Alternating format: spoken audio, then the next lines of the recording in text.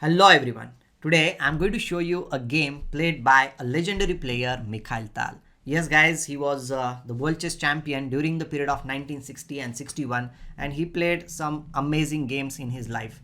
His games are more of attacking style, you can say, the full of sacrifices, and today's game which I'm going to show you is also of the queen sacrifice. Yes.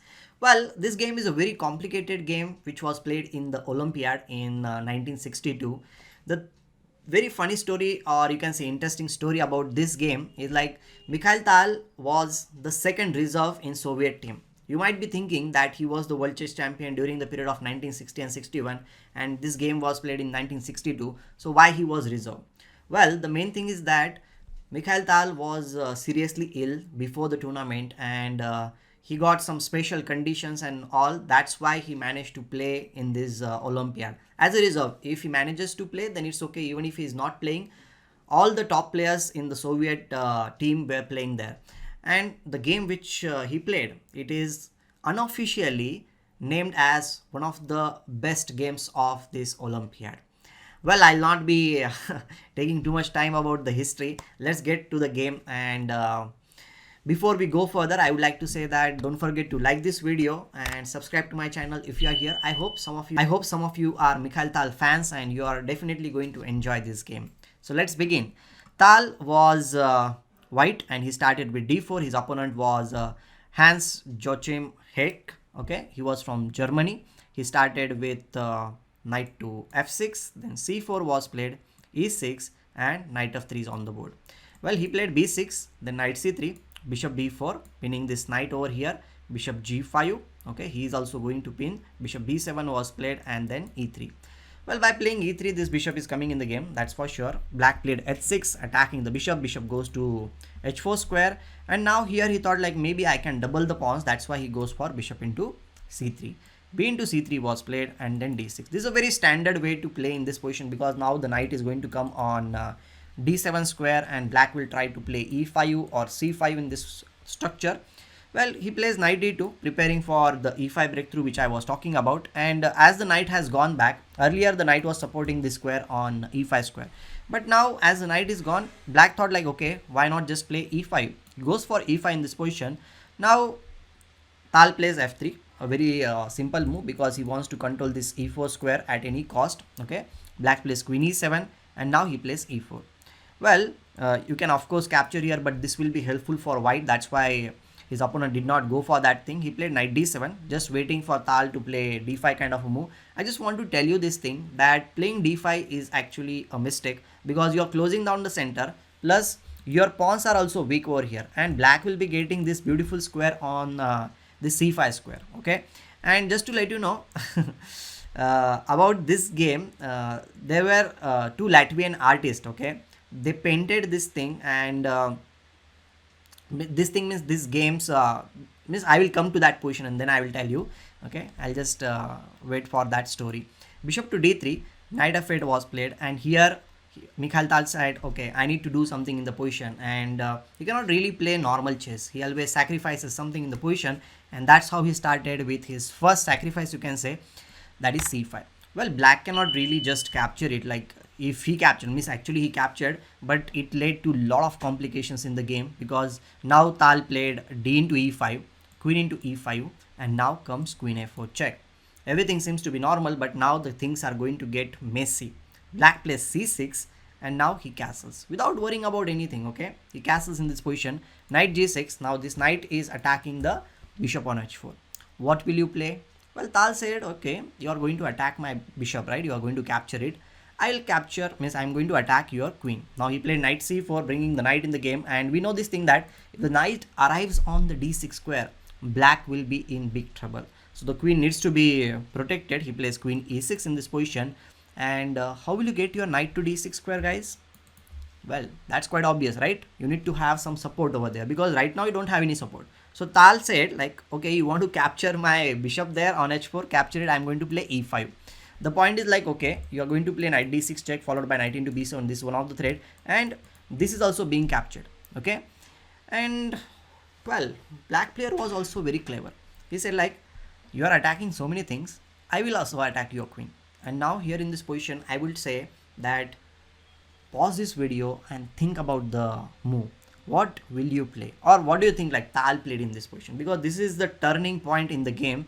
Everything changed after this. Okay, means here Tal played a very brilliant move, that is E captures f6. I assume that you have stopped the video for a while, pause the video, and then you're looking at the video. Well, E into f6. He is not caring about his queen. He is saying like, okay, if you want to capture my queen, capture it, because I'm going to go for your king.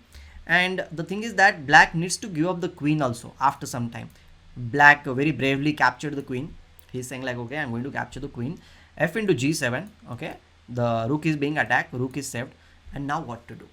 Here the thing is that you can see this knight check needs to be there, right? Then only you will be able to do something, because if you calculate number of pieces on the board, white is having 1 2 3 4 5 pieces, black is also having 1 2 3 4 5 pieces. So basically he is having only one minor piece for the queen. That is not cool, right? But he is Tal, he calculates so much because he has given up the queen, because opponent's king is in the center, and that is like the biggest factor in the game. He plays the brilliant move bishop to f5.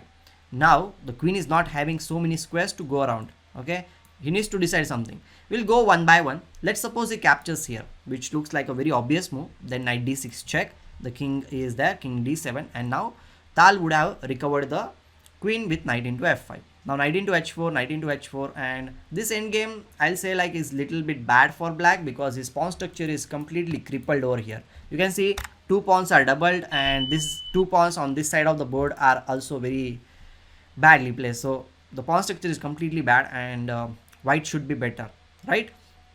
So queen f5 is not that cool option.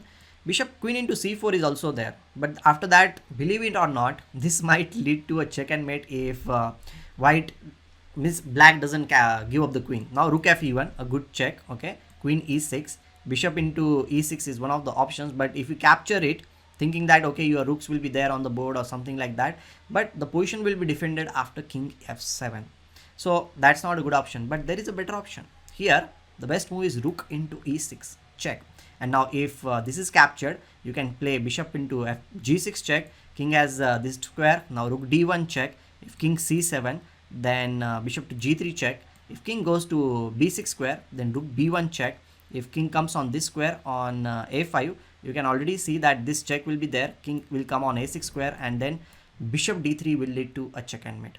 Quite fascinating, right? Means two bishops and a rook will be just giving checks and checkmating the black's king, and other pieces are just being like the spectators on the board. So this is also out of questions. Okay, finally he his opponent played knight into h4, which was actually the best move in the position, and bishop into e6.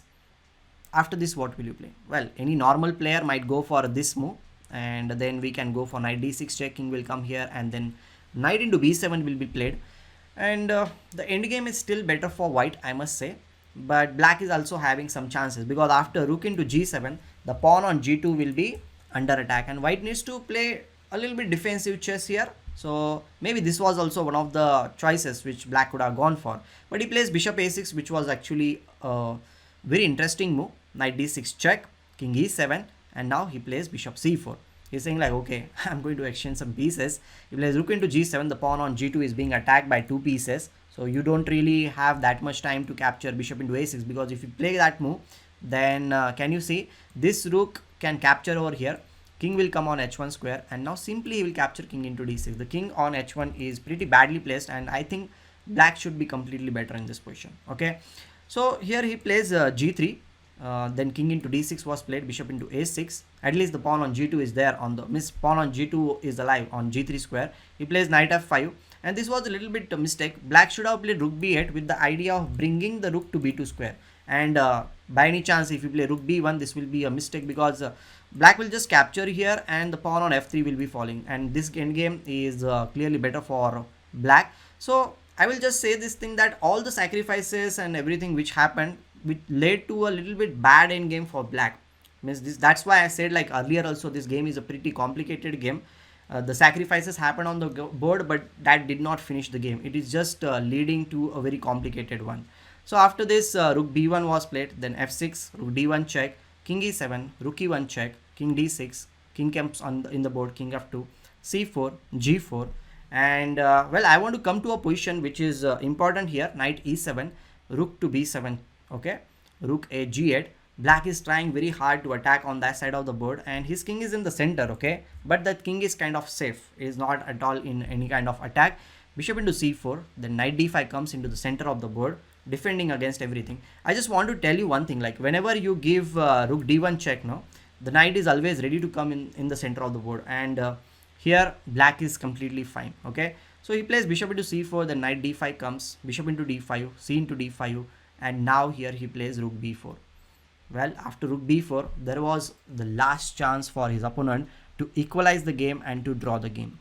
The point is, like here 5 pawns are there on the board, right? Means from white side 5 pawns, 2 rooks are there, so the position should be equal, and he had that chance by playing h5 or f5. Whichever move he plays, the game would have drawn. So h5 was an interesting idea. If this is played, then f5 is there, and even if you play f5, means of course if you capture, then it will be a mess, because rook d2 check, king will come here, again this check, and the rook on e1 will be lost. So that's not something which is acceptable from the white side. The game would have been drawn, but he played rook c8, and this was the mistake. Rook into a4 played, rook into c3, and then he played gits check, and he got this pawn. Now 3 versus 1 is not so good, and he lost the game. I'll just go through the game, and because of 2 pawns are there, he just kept on pushing the pawn over here with the king and the 2 rooks. That did not help him, and the game was over very soon. After rook g5, he decided to resign the game. So I hope that you enjoyed the complete game. It was a very complicated game, and it showed how Tal used to play complete imbalances on the board. I really like this game. I hope you also enjoyed, and do like this video, and share this video with your friends also. I'll be meeting very soon. Till that moment, take care, goodbye, and love you all.